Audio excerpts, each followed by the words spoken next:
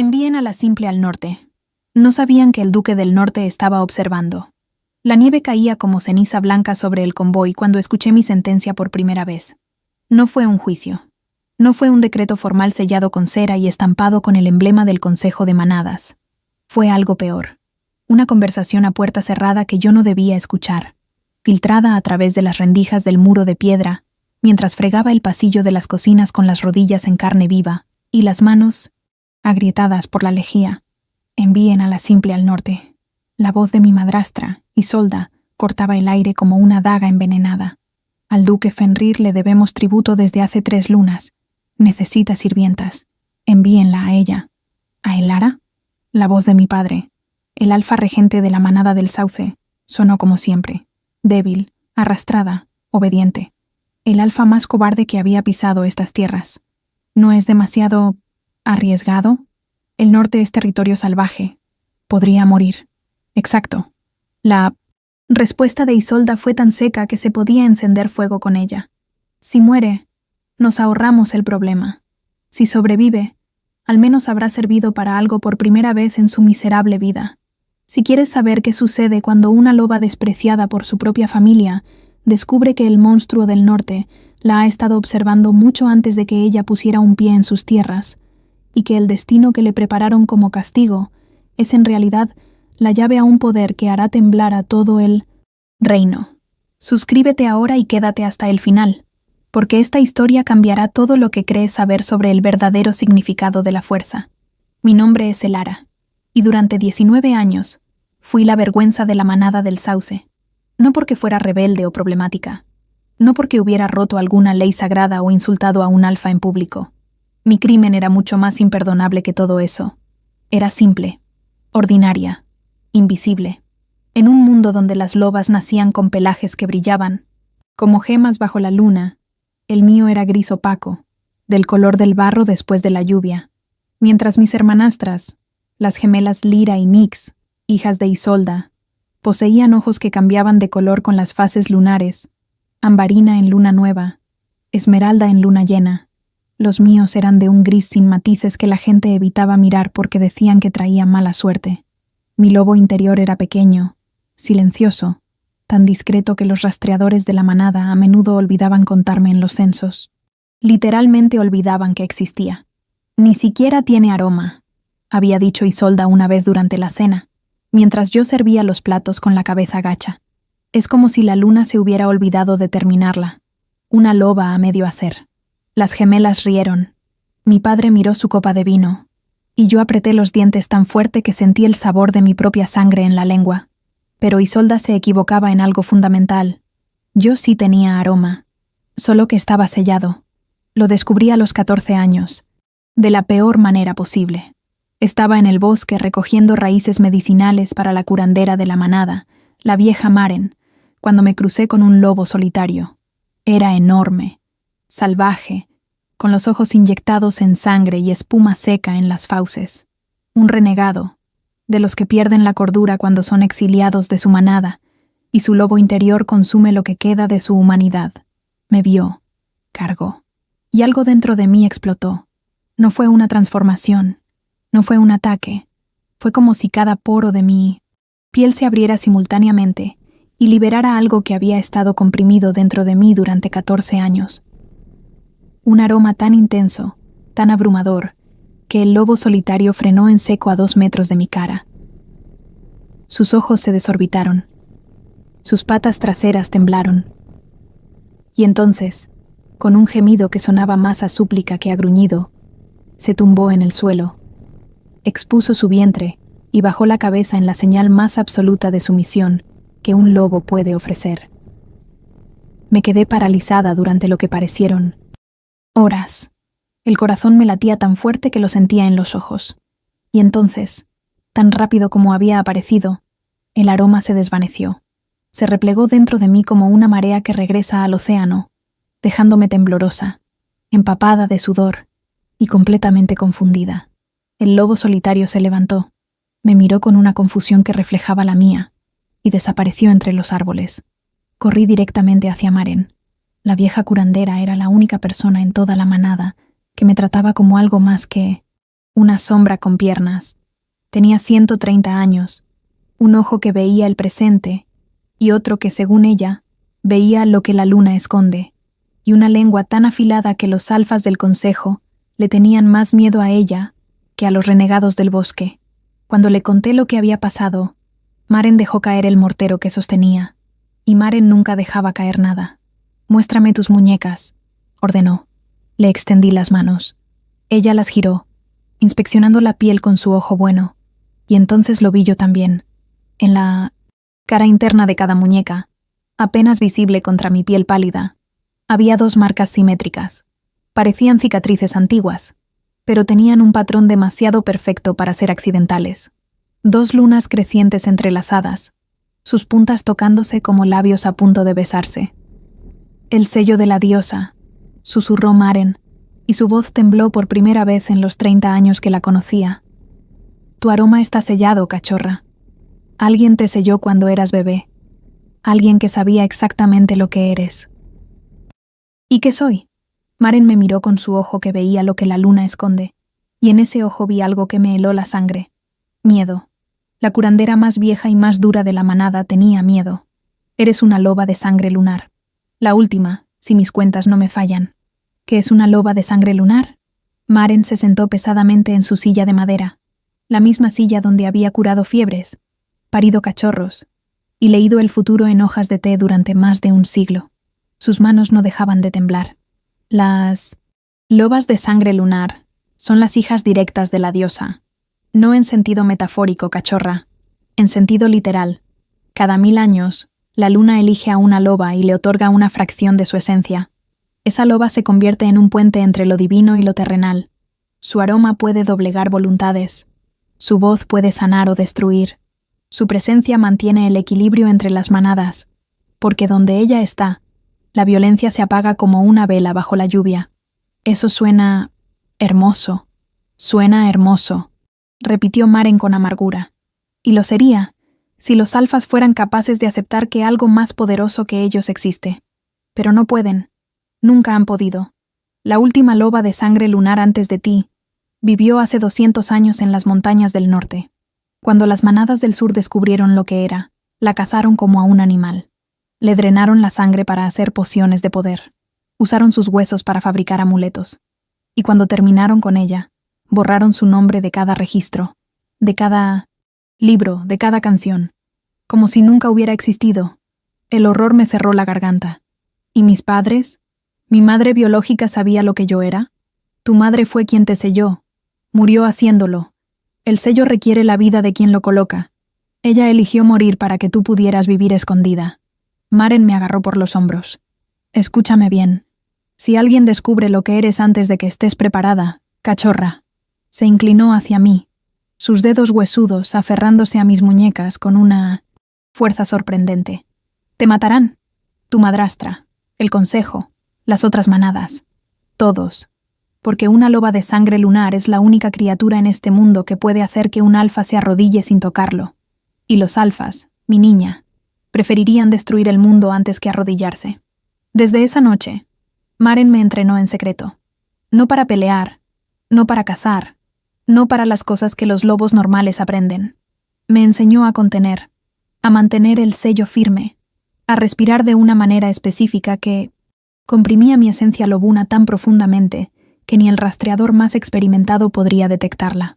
«La contención es tu armadura», me decía noche tras noche, mientras practicábamos en su cabaña a la luz de una sola vela. «Mientras nadie sepa lo que eres, estás a salvo. El día que el sello se rompa, necesitarás estar lejos de aquí, muy lejos». 5 años pasaron.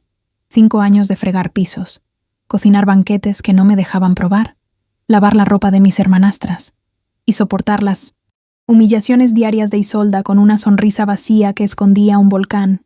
5 años de entrenamiento nocturno con Maren, aprendiendo a ser nadie cuando en realidad era algo que el mundo había olvidado que existía. Hubo noches particularmente difíciles.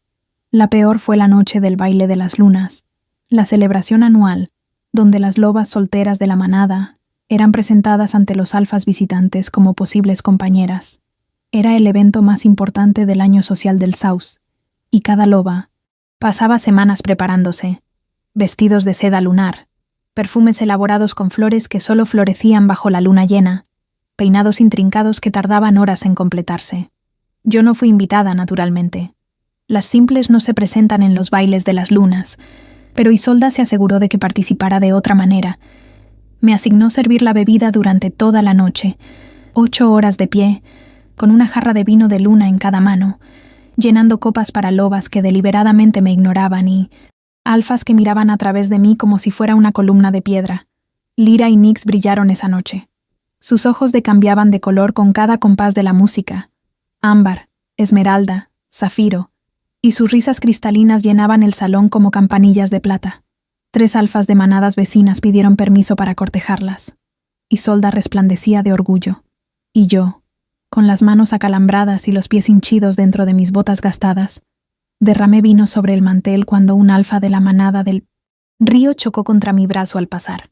No fue culpa mía, pero Isolda lo vio. ¡Inútil! El grito cortó la música como un cuchillo. Todo el salón se giró, 200 ojos clavados en mí y en la mancha púrpura que se expandía por el mantel blanco como sangre sobre nieve. ¿No puedes hacer ni lo más básico sin arruinarlo? Sal de aquí. Vete a las cocinas y no comas mañana. Quizás el hambre te enseñe a prestar atención. Bajé la cabeza. Deposité las jarras en la mesa más cercana y caminé hacia la puerta entre el silencio de 200 personas que me observaban como quien observa a un insecto que alguien acaba de pisar. Pero al pasar junto a las gemelas, Nyx, la más cruel de las dos, susurró lo suficientemente alto para que todos escucharan. Al menos sirve para algo. Es el mejor ejemplo de lo que no queremos ser. Esa noche, sola en mi camastro de la cocina, con el estómago vacío y el alma más vacía aún, sentí como el sello de mis muñecas pulsaba. Mi aroma quería salir, quería inundar el castillo, quería hacer temblar a Isolda, quería demostrarles a todos que la simple era más poderosa que cualquiera de ellos. Pero respiré como Maren me enseñó. Contuve, sellé, y guardé la rabia como se guarda una brasa en un cofre de hierro, caliente, peligrosa, esperando el momento correcto para convertirse en incendio. Hubo otro incidente, 1 año antes de que me enviaran al norte, que casi destruyó el sello para siempre. La manada fue atacada por una banda de renegados que cruzaron la frontera este durante la noche. No era un ataque serio, apenas una docena de lobos exiliados buscando comida y territorio, pero el pánico se apoderó del sector Omega del castillo. Yo estaba en el huerto cuando los gritos empezaron. Los renegados habían entrado por la puerta trasera, exactamente donde las Omegas dormían. Había cachorros en esa ala, cachorros de apenas 2 y 3 años que lloraban y gritaban, mientras sus madres intentaban formar barreras con sus cuerpos.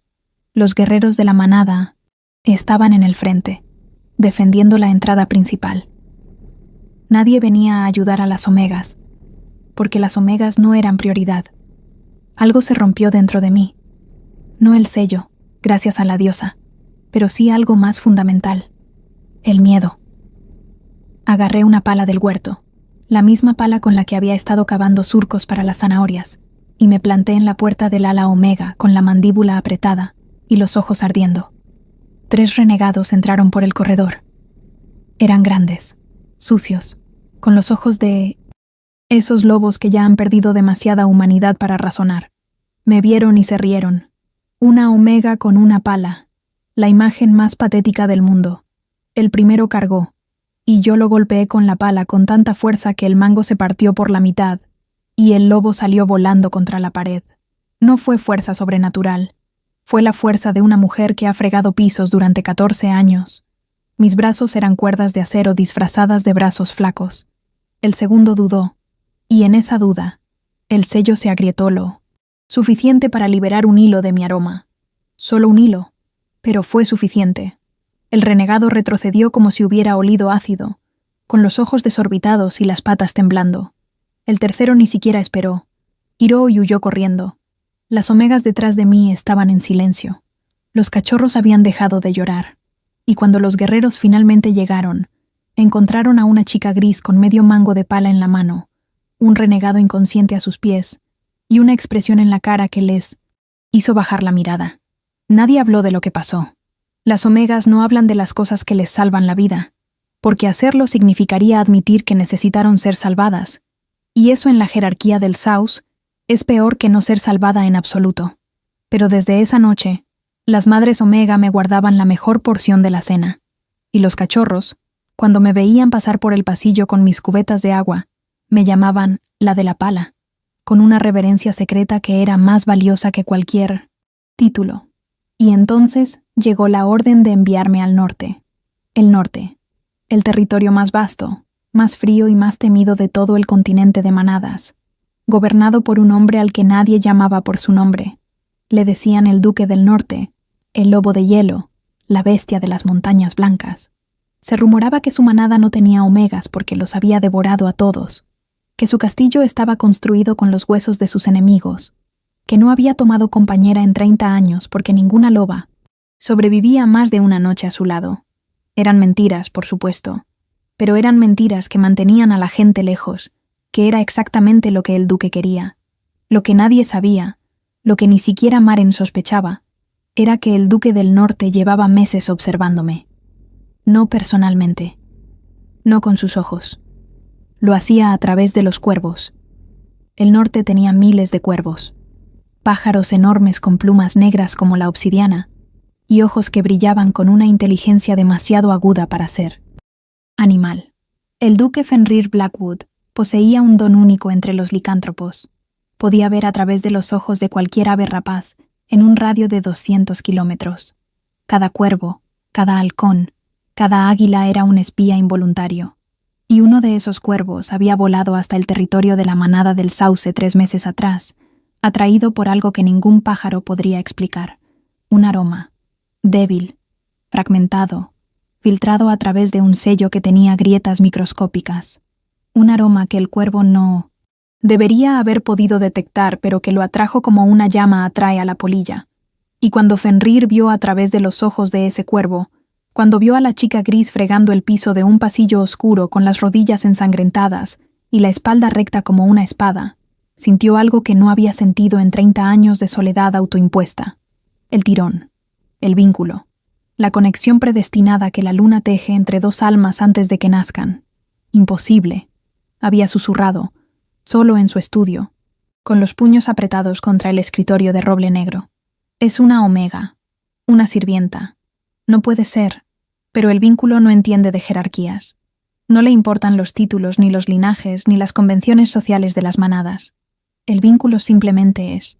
Y Fenrir Blackwood, el Duque del Norte, el hombre más poderoso y más temido al norte del Río de Plata, acababa de descubrir que su compañera predestinada era una chica que su propia familia consideraba indigna de sentarse a la mesa. Lo que hizo a continuación fue tan calculado como despiadado. Envió un mensaje formal al consejo de la manada del Sauce solicitando tributo, sirvientas, provisiones, pieles de invierno, un pedido rutinario que cualquier manada menor debía cumplir, pero incluyó una cláusula específica, tan sutil que solo alguien que buscara algo la notaría. Envíen lo que consideren prescindible. Fenrir conocía a los cobardes. Sabía que Aldrich, el alfa del Saus, enviaría lo que menos valoraba, y lo que menos valoraba era exactamente lo que Fenrir más quería. El día que partí fue un martes de noviembre. No hubo despedida. No hubo abrazo de mi padre ni lágrimas de mis hermanastras. Isolda me entregó un saco con 2 vestidos remendados, un par de botas con la suela gastada y una sonrisa tan venenosa que podía matar flores. «Intenta no morir demasiado rápido», dijo. «Le daría mala reputación a tu padre». Maren fue la única que vino a la puerta trasera del castillo a despedirme. Me abrazó con esos brazos flacos que parecían ramas de sauce y me susurró al oído: «El sello se debilitará con el frío del norte. La temperatura extrema lo agrieta. Cuando sientas que tu aroma empieza a filtrarse, no luches contra él. Déjalo salir. Estás más segura, siendo lo que eres, que fingiendo ser lo que no eres. Pero dijiste que me matarían, sí. Dije que te matarían aquí». Me tomó por los hombros y me obligó a mirarla. «El norte es diferente, cachorra. El norte tiene sus propias reglas. Y su duque...» Se detuvo. Una sombra cruzó su ojo bueno. Su duque no es lo que cuentan las historias. Nada en el norte lo es. No entendí sus palabras entonces. Las entendí después. Las entendí cuando ya era demasiado tarde para volver atrás y demasiado pronto para estar preparada. El viaje duró 9 días. Viajé en la parte trasera de un carro de provisiones, acurrucada entre barriles de cerveza y sacos de grano, con solo mi lobo interior como compañía. Mi lobo, esa presencia gris y silenciosa que vivía dentro, de mí como un susurro perpetuo, estaba inquieto por primera vez en años. No asustado, inquieto, como un animal que huele algo en el viento que no puede identificar pero que sabe que es importante. El paisaje cambió gradualmente a medida que avanzábamos hacia el norte. Los bosques verdes del sur dieron paso a bosques de pinos oscuros cargados de nieve. Los ríos se convirtieron en arroyos congelados. El cielo perdió su azul y adoptó un gris permanente que parecía estar hecho del mismo material que mis ojos. Y el frío. Dios, el frío. No era el frío seco y limpio del invierno sureño. Era un frío húmedo, penetrante, que se metía debajo de la piel y congelaba los huesos desde dentro. Un frío que parecía tener intención, como si el propio norte estuviera probándome, midiendo mi resistencia, decidiendo si merecía respirar su aire. Al 5.º día, sentí la primera grieta. Fue como un calambre interno, un tirón detrás del esternón que me hizo jadear y agarrarme al borde del carro. Mi lobo interior se sacudió dentro de mí como un pez fuera del agua, y por un instante, solo un instante, olí mi propio aroma por segunda vez en mi vida. Era devastador. No como perfume, ni como flor, ni como ninguna de las comparaciones poéticas que los bardos usan para describir el aroma de una loba. Era como la primera bocanada de aire después de estar sumergida bajo el agua durante 1 minuto. Era como el sonido de tu nombre pronunciado por alguien que te ama cuando creías que nadie sabía tu nombre. Era esencia, pura, y era tan intenso que el conductor del carro, un beta viejo y medio sordo, se giró en su asiento y me miró con los ojos como platos. ¿Qué demonios fue eso?, gruñó. Nada, mentí, apretando los puños, forzando el sello a cerrarse de nuevo. Solo el viento. Maren tenía razón. El frío estaba agrietando el sello, y a medida que nos acercábamos al norte, las grietas serían más grandes y más frecuentes. El castillo de hielo apareció en el horizonte al atardecer del 9.º día, y durante un momento largo y silencioso, olvidé cómo respirar. No era un castillo en el sentido tradicional. Era una fortaleza tallada directamente en la ladera de una montaña, con torres que parecían colmillos de hielo mordiendo el cielo gris y murallas de piedra negra veteada de cuarzo, que brillaba con la última luz del sol como si la montaña misma estuviera viva. Había algo orgánico en su arquitectura, algo que sugería que el castillo no había sido construido, sino que había crecido de la roca como un cristal crece en una cueva.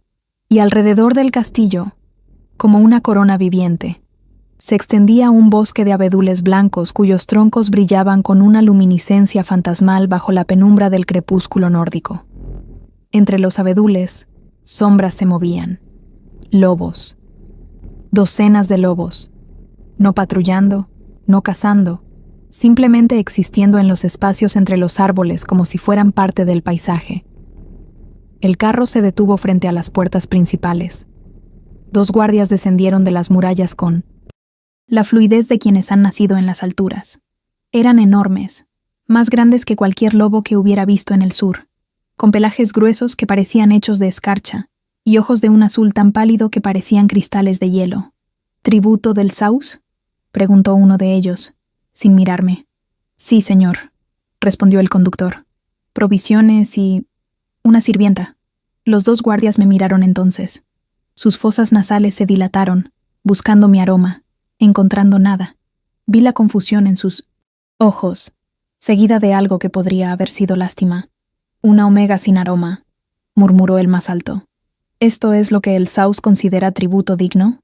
Dijeron que enviáramos lo prescindible, respondió el conductor, encogiéndose de hombros con una indiferencia que me clavó una aguja en el pecho. Prescindible. Esa era yo. El objeto descartable que una familia envía al territorio más peligroso del continente, como quien envía un paquete defectuoso. Pero no lloré, no delante de ellos. Las omegas del Sauce aprenden muy pronto que las lágrimas son munición que los demás usan en tu contra. Así que levanté la barbilla, cuadré los hombros y miré al guardia directamente a los ojos, lo cual era una violación flagrante del protocolo Omega, pero en ese momento me importaba tan poco como la nieve que se derretía en mi pelo.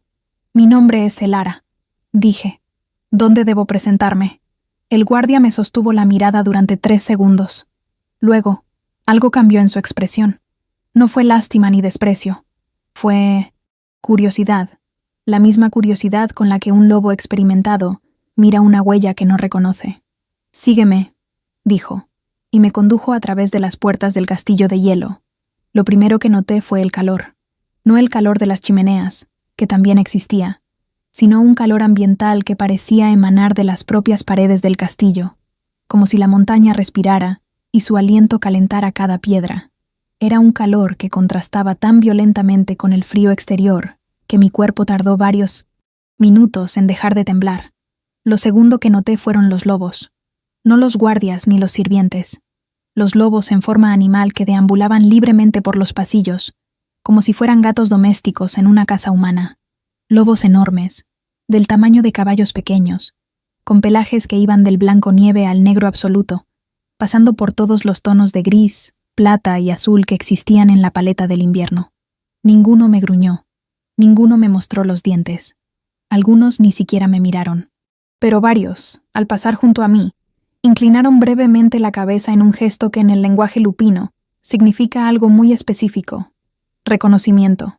Me reconocían. ¿Pero cómo? Si ni siquiera tenía aroma. El guardia me llevó a los aposentos de servicio. Una habitación pequeña pero limpia con una cama de verdad. No el camastro de paja al que estaba acostumbrada. Una manta de piel de oso que pesaba tanto como yo. Y una ventana que daba al bosque de abedules. Era, sin exageración, la habitación más bonita en la que había dormido en toda mi vida. «El ama de llaves vendrá mañana a asignarte tareas», dijo el guardia desde la puerta. «Cena en 1 hora en la cocina de servicio». Y Elara se detuvo, como si debatiera consigo mismo si debía decir lo que estaba a punto de decir. El duque cena en el salón principal todas las noches. Los sirvientes rotan para servir la mesa. Cuando sea tu turno, no lo mires directamente a los ojos. ¿Por qué? Porque si lo haces, él sabrá. ¿Sabrá qué? Pero el guardia ya se había ido, dejándome sola con una pregunta que pesaba más que la manta de oso y un presentimiento que me erizaba cada pelo de la nuca. Las primeras semanas en el castillo de hielo fueron las más confusas de mi vida. No porque el trabajo fuera duro. Fregar pisos era fregar pisos en cualquier parte del mundo, sino porque todo lo que me habían contado sobre el norte era mentira. No había crueldad, no había hambre, no había lobos devorando omegas ni huesos decorando las paredes. Los sirvientes comían la misma comida que los guerreros. Las omegas no eran tratadas como escoria, eran tratadas como personas. Había omegas que eran cocineras jefas, bibliotecarias, entrenadoras de cachorros. Una omega, una loba bajita llamada Sena, con un aroma a canela que llenaba cualquier habitación en la que entraba, era nada menos que la consejera personal del duque. «Aquí no hay jerarquía de desprecio», me explicó Sena el tercer día, mientras me enseñaba la distribución de las cocinas. «Hay alfas, betas y omegas, sí. Eso es biología, no puedes cambiarlo. Pero el duque Fenrir estableció una ley hace 20 años. Ningún rango determina tu valor, solo tus acciones». «¿El duque hizo eso?», pregunté incrédula. «Pero dicen que es un monstruo, una bestia». Sena rió con una carcajada tan cálida que derritió algo dentro de mí que llevaba congelado 19 años. «El duque es muchas cosas, pequeña. Es duro, es exigente, es terco como una roca y tiene la paciencia de un lobo hambriento. Pero no es un monstruo. Es un hombre que perdió demasiado joven y decidió construir algo diferente con lo que le quedaba». Quise preguntar qué había perdido, pero algo en los ojos de Sena me dijo que esa historia no era suya para contar. Mi turno de servir la cena del duque llegó en la 3ª semana. Sena me preparó con instrucciones precisas. Espalda recta, ojos en la bandeja, pasos silenciosos, entrar por la izquierda, servir por la derecha, retirarse sin dar la espalda. «Y recuerda lo que te dijeron», añadió, y su tono perdió toda su calidez habitual. No lo mires a los ojos. ¿Tú lo has mirado? Una vez, hace 15 años. Senna se tocó el pecho, justo sobre el corazón, y todavía siento el eco. No entendí lo que quiso decir. Hasta que entré en el salón principal. El duque Fenrir Blackwood estaba sentado en el extremo de una mesa larga de roble negro, solo. No había cortesanos, ni aduladores, ni lobas perfumadas compitiendo por su atención.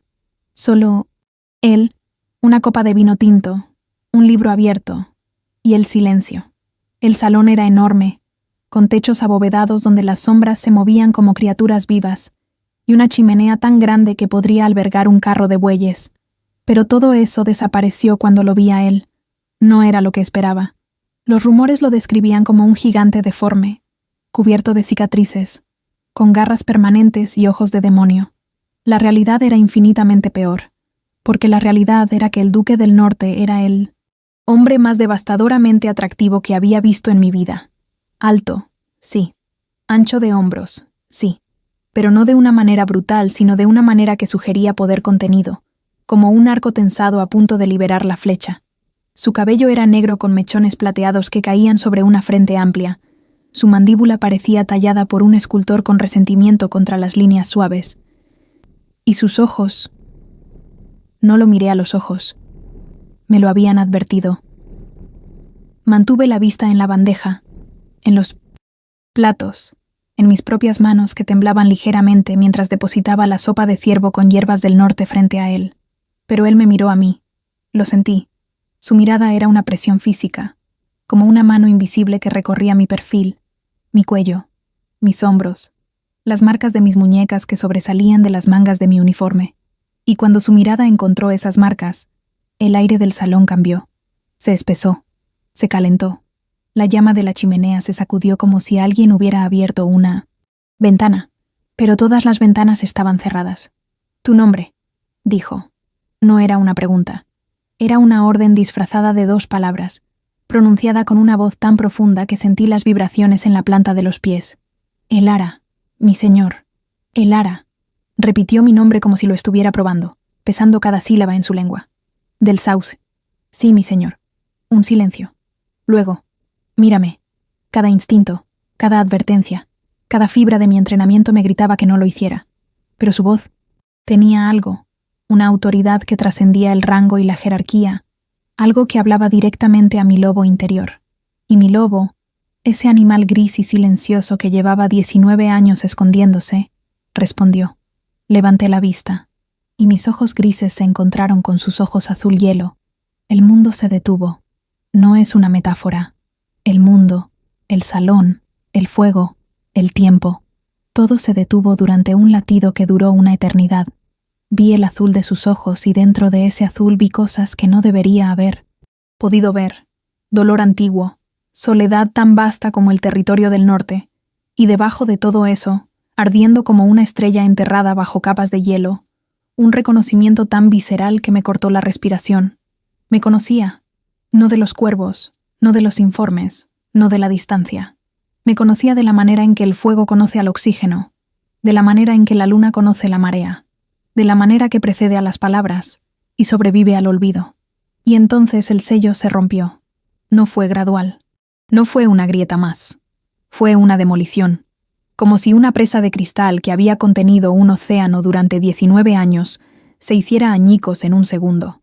Mi aroma explotó desde mi cuerpo como una onda expansiva, llenando el salón, atravesando las paredes, inundando los pasillos del castillo, saliendo por las ventanas hacia el bosque de abedules, donde 1000 lobos levantaron la cabeza al mismo tiempo y aullaron, porque mi aroma no era el de una omega común, era el aroma de una loba de sangre, lunar, el aroma más raro y más poderoso que existe en el mundo licántropo, un aroma que no se había sentido en más de 200 años, un aroma que olía a luna nueva, a primera nevada, a la electricidad que precede al rayo, a todo lo que es antiguo y sagrado, y terriblemente, absolutamente irresistible. Los guardias del salón cayeron de rodillas, no por voluntad propia, sino porque sus lobos interiores los obligaron. La copa de vino en la mano del duque se hizo añicos porque la apretó con tanta fuerza que el cristal no soportó la presión, y Fenrir Blackwood, El hombre que no se había arrodillado ante nadie en 30 años, se puso de pie tan bruscamente que su silla se volcó, y me miró con ojos que ya no eran azul hielo, sino dorado puro, el dorado del alfa, en su estado más primitivo, más desnudo, más verdadero. «Compañera», gruñó, y la palabra vibró por todo el castillo como un terremoto vocal. Yo estaba temblando tanto que la bandeja se me cayó de las manos. El estruendo del metal contra el suelo de piedra fue lo único que rompió el hechizo, y entonces hice algo que nunca había hecho en 19 años de sumisión aprendida. Corrí por los pasillos del castillo sin saber a dónde iba, guiada únicamente por el instinto ciego de un animal acorralado. Mi aroma dejaba un rastro tan potente que los lobos que encontraba en mi camino se apartaban, no por miedo sino por reverencia, pegando sus cuerpos contra las paredes y bajando la cabeza mientras yo pasaba como una exhalación de plata y desesperación. Llegué al bosque de abedules. La nieve me quemaba los pies descalzos. El aire nocturno del norte me llenó los pulmones como cuchillas de hielo, y seguí corriendo, entre los troncos blancos que brillaban como huesos bajo la luna, hasta que mis piernas cedieron y caí de rodillas en un claro donde la nieve era tan prístina que parecía una sábana de seda blanca. Lloré, como no había llorado desde que tenía 5 años, y Isolda me arrancó la muñeca de trapo, que había sido mi único juguete. Lloré porque el sello se había roto, porque ya no podía esconderme, porque el hombre más poderoso del norte acababa de llamarme compañera, y yo no sabía si era una bendición o la peor maldición que la luna podía inventar. «No voy a hacerte daño». Su voz llegó desde las sombras entre los abedules, no como una amenaza, no como una orden, como una promesa, la más sencilla y la más difícil de creer. Levanté la cabeza. Fenrir estaba de pie a 10 metros de mí, con la nieve hasta las rodillas y los ojos de vuelta a su azul habitual. Había corrido detrás de mí, pero se había detenido a una distancia que respetaba mi espacio. Un alfa que respeta el espacio de una omega asustada. Eso sola era más de lo que cualquier alfa del Sous habría hecho en 1000 años. «Sé lo que eres», dijo, dando un paso lento hacia mí. «Lo supe antes de que llegaras. Lo supe cuando mi cuervo voló hasta tu manada y te vi fregando ese maldito piso con las rodillas sangrando». Su voz se quebró en esa última palabra, y la grieta reveló algo que el duque del norte probablemente nunca mostraba. Furia. Pero no furia contra mí. Furia contra los que me habían hecho sangrar. «Lo sabías», susurré, y mi voz sonó como un hilo de escarcha. «Sabías lo que soy, y aún así dejaste que me enviaran aquí como tributo, como basura.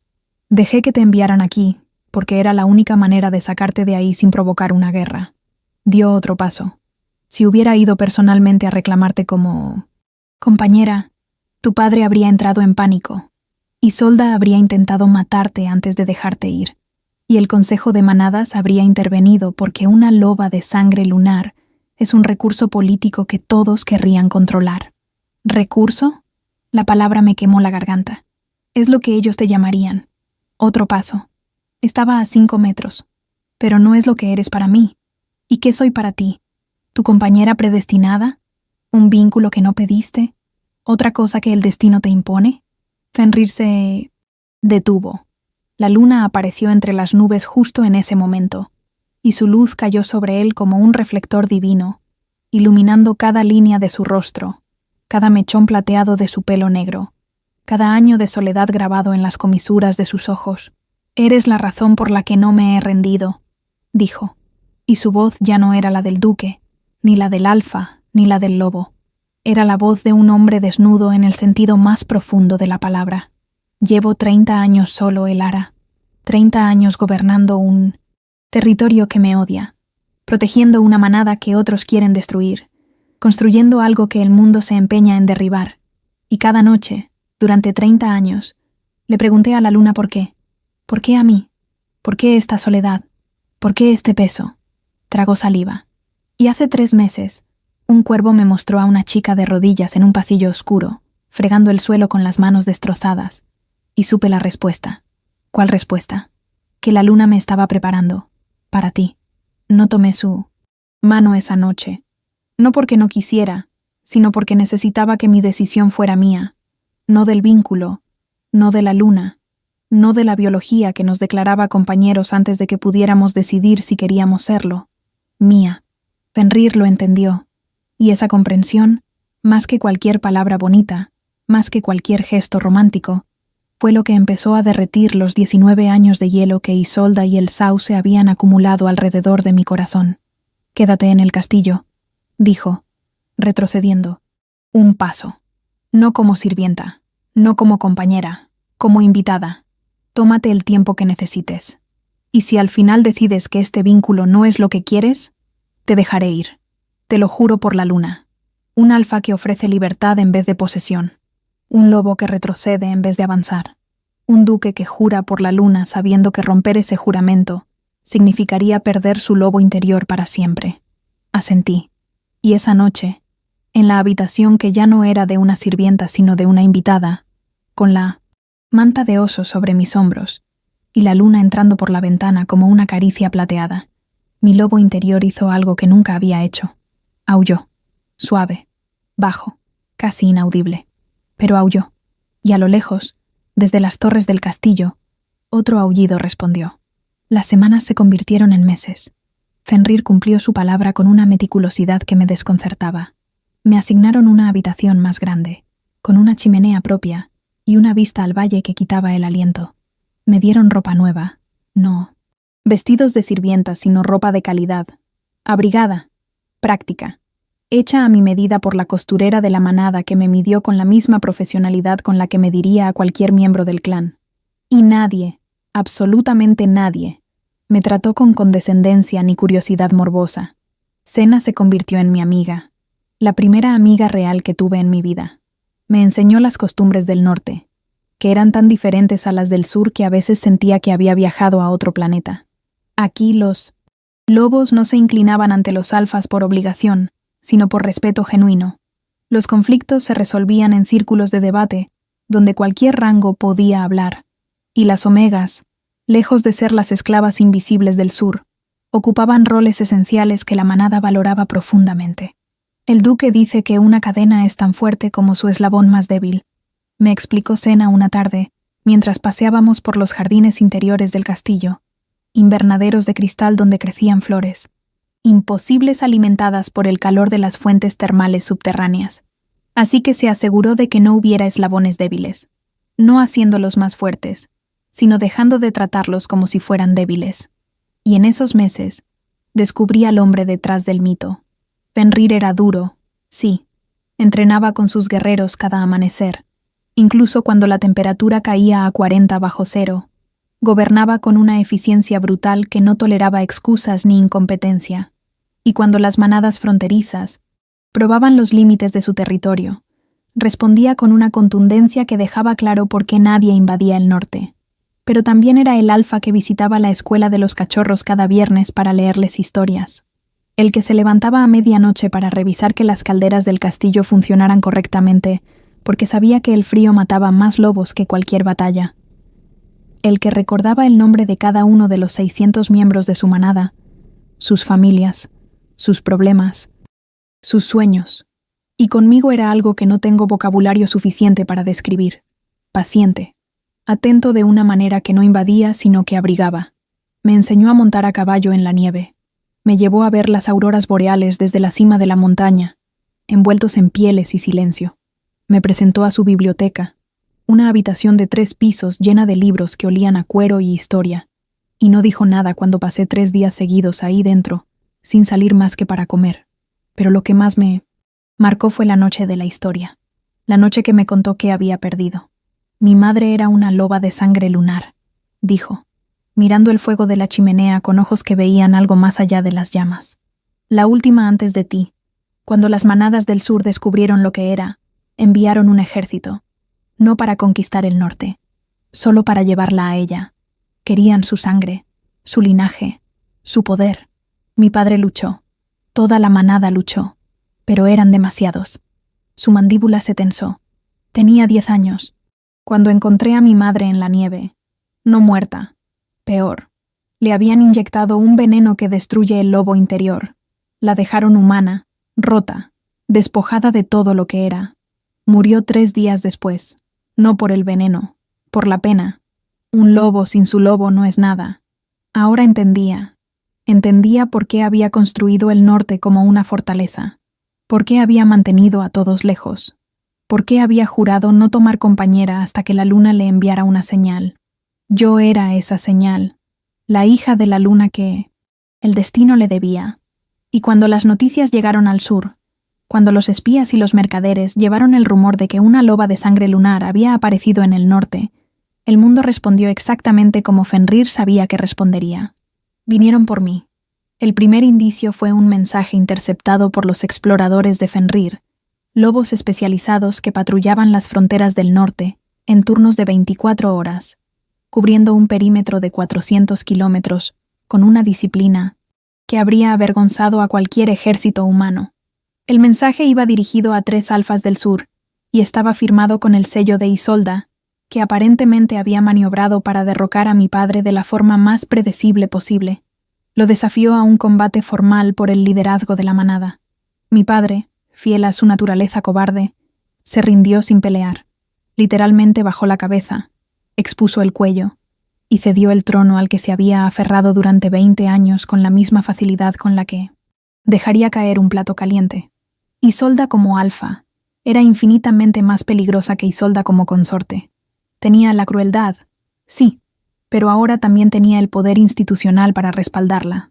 Y su primer acto como alfa del Sauce fue declarar que yo era propiedad robada y que el norte me retenía ilegalmente.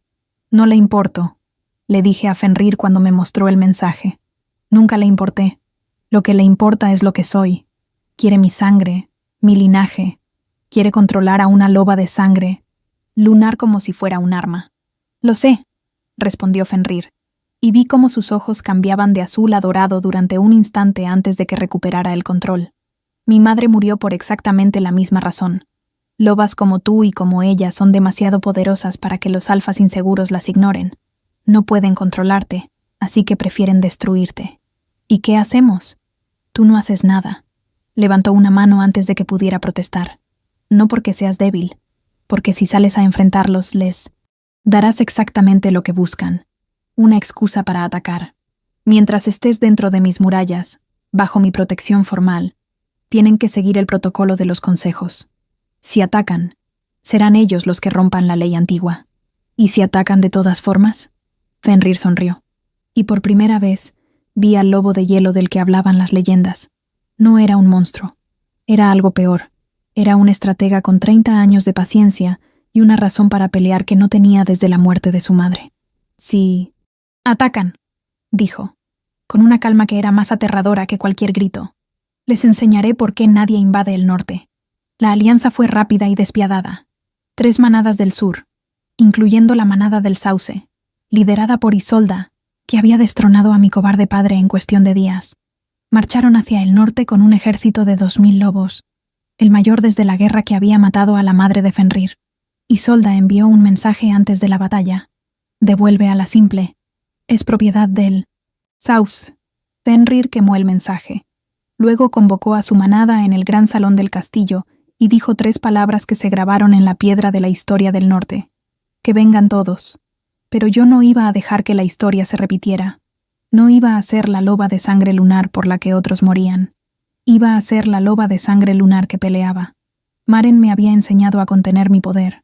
Lo que no me había enseñado, porque no lo sabía, era lo que pasaba cuando una loba de sangre lunar dejaba de contener. Cuando abría cada poro, cada célula, cada fibra de su ser, y dejaba que la esencia de la luna fluyera a través de ella como un río que rompe un dique. Lo descubrí en el campo de batalla, bajo una tormenta de nieve que parecía el fin del mundo, con 2000 lobos enemigos cargando contra las murallas del castillo de hielo y Fenrir, luchando a mi lado en su forma de lobo, un animal colosal de pelaje negro como la noche más oscura del año. Vi a Fenrir luchando contra 5 lobos al mismo tiempo, sus mandíbulas negras cerrándose y abriéndose con una precisión mortal, su pelaje manchado de sangre que no era suya. Vi a Sena, la Omega consejera, organizando la evacuación de los cachorros hacia los túneles subterráneos con una calma que desafiaba el caos a su alrededor. Vi a los guerreros del norte cayendo uno tras otro, superados en número, defendiendo cada metro de su territorio con una ferocidad que habría hecho llorar a la diosa. Y vi a un lobo del sur, un beta con cicatrices de Midmomentesem. Batalla, avanzando hacia los túneles donde estaban los cachorros, hacia los niños, hacia los indefensos. Algo se rompió dentro de mí, no el sello, que ya estaba destruido, algo más antiguo, algo más profundo, la última cadena que me ataba a la idea de que yo era simple, prescindible, una loba a medio hacer. Esa cadena se pulverizó, y lo que quedó debajo fue algo que no tenía nombre, pero que ardía con la intensidad de 1000 lunas. Cerré los ojos, solté todo, y la luna respondió. No fue un aroma esta vez, fue una voz, mi voz, amplificada por algo infinitamente más grande que yo, resonando a través del campo de batalla como un trueno que no termina. No gritaba palabras, gritaba verdad, la misma verdad que la luna graba en cada lobo al nacer, que la manada es sagrada, que la sangre compartida es un vínculo que ninguna ambición puede romper, que la guerra entre lobos es una abominación contra la diosa que los creó. Los soldados enemigos se detuvieron, sus lobos interiores, más sabios que sus mentes humanas, reconocieron la voz de la luna en mi garganta y se negaron a seguir avanzando. Uno por uno, comenzaron a sentarse en la nieve, a bajar las armas, a aullar en una frecuencia que significaba rendición absoluta, no ante un ejército sino ante algo sagrado. Isolda fue la última en caer. La vi a través de la tormenta, de pie entre sus soldados arrodillados, con los ojos desorbitados por la furia y el pánico, intentando mantener su forma humana mientras su lobo interior le suplicaba que se rindiera. «No eres nada», gritó, y su voz se quebró como el cristal contra la piedra. «Eres la simple, la que no tiene aroma, la que no sirve para nada». Caminé hacia ella a través del campo de soldados arrodillados, descalza sobre la nieve que ya no me quemaba, con mi aroma fluyendo a mi alrededor, como una capa de luz líquida, y cuando estuve frente a ella, frente a la mujer que me había torturado durante 14 años, que me había llamado defectuosa, que me había enviado al norte, esperando que muriera, hice algo que la destruyó más completamente que cualquier golpe o garrazo. Me arrodillé frente a ella, no en sumisión, en compasión. La miré a los ojos, esos ojos llenos de odio y terror, y le dije con la voz de la luna todavía vibrando en mis cuerdas vocales: «Te perdono». Y el odio en sus ojos se desmoronó como una torre de arena golpeada por una ola. Porque el perdón, cuando viene con el peso de la luna detrás, no es solo una palabra, es una sentencia que dice: «Lo que me hiciste no me definió, y lo que yo soy no te destruirá, pero vivirás el resto de tu vida sabiendo que la simple a la que despreciaste tenía más poder en una lágrima que tú en toda tu crueldad». Isolda cayó de rodillas, y lloró. Por primera vez en su vida, lloró. La guerra terminó esa noche, no con sangre sino con silencio. Los ejércitos del sur regresaron a sus tierras con la cabeza baja y una verdad nueva tatuada en sus almas. Isolda fue juzgada por el Consejo de Manadas, no por atacar el norte, sino por los 14 años de abuso contra una loba de sangre lunar, un crimen que la ley antigua castigaba con el exilio permanente. Mi padre, el cobarde Aldrich, abdicó voluntariamente y desapareció en los bosques del este, donde dicen que vive solo con su vergüenza como única compañera. El Consejo de Manadas me ofreció el título de Alfa Suprema, un rango que no se otorgaba desde hacía 300 años. Lo rechacé. No quería gobernar a nadie. Quería vivir, simplemente vivir, sin miedo, sin sellos, sin esconderme. Las semanas posteriores a la batalla fueron un torbellino de cambios. Los tratados de paz se firmaron en la sala del trono del Castillo de Hielo, con delegaciones de las 3 manadas del sur, arrodillándose ante el duque del norte y ante mí, aunque yo insistí en que se levantaran, porque el arrodillamiento obligatorio era exactamente lo que hacía del sur un lugar miserable. Las gemelas vinieron con la delegación del Saus, Lyra y Nyx, despojadas de su madre y de su estatus, reducidas a 2 lobas jóvenes con ojos bonitos y absolutamente ninguna habilidad práctica para ofrecer.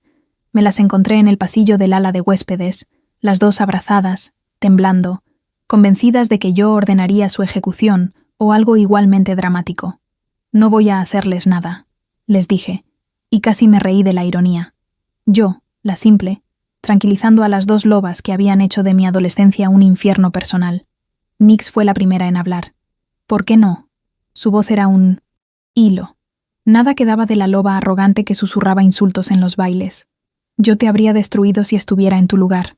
Lo sé, respondí. Por eso no estás en mi lugar. Lyra lloró. Nix se quedó mirándome con una expresión que tardé en identificar pero que finalmente reconocí. Vergüenza. La vergüenza genuina de alguien que por primera vez en su vida comprende el peso de sus acciones. Les ofrecí quedarse en el norte. No como sirvientas, no como prisioneras, como miembros de la manada. Si aceptaban las reglas de Fenrir. Ningún rango determina tu valor, solo tus acciones. Lyra aceptó inmediatamente.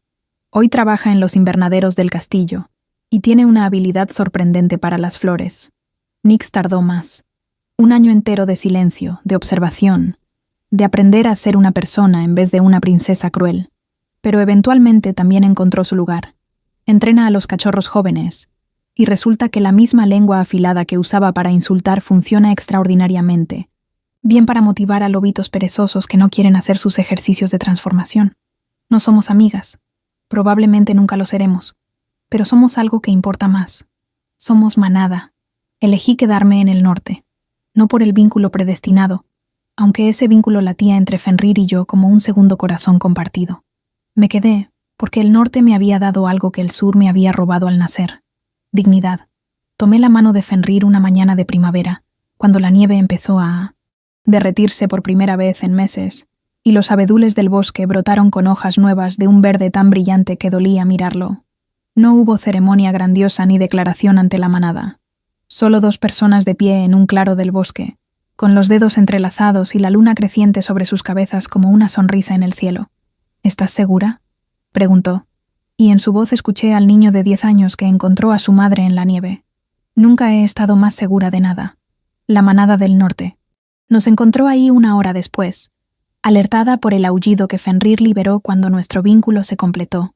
Un aullido que sacudió las montañas y fue escuchado, según los registros, a 400 kilómetros de distancia. Llegaron corriendo en forma de lobo, 600 criaturas de hielo y pelaje y lealtad feroz, y formaron un círculo alrededor de nosotros tan perfecto que parecía dibujado con compás.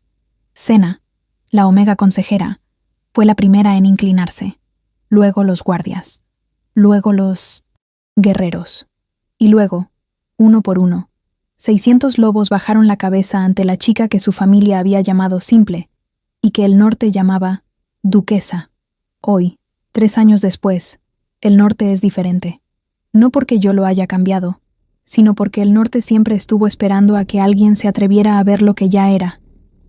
Un lugar donde lo prescindible se vuelve indispensable, donde las simples resultan ser las más extraordinarias, donde un lobo solitario y una loba sin aroma descubren que juntos son la fuerza más imparable que la luna ha creado.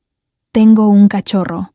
Se llama Maren, en honor a la vieja curandera que murió pacíficamente en su cabaña del Sauce un mes después de mi partida, con una sonrisa en su cara arrugada que según las vecinas no desapareció ni después de que su corazón dejó de latir. Mi cachorro tiene los ojos azules de su padre y las marcas de luna creciente en sus muñecas.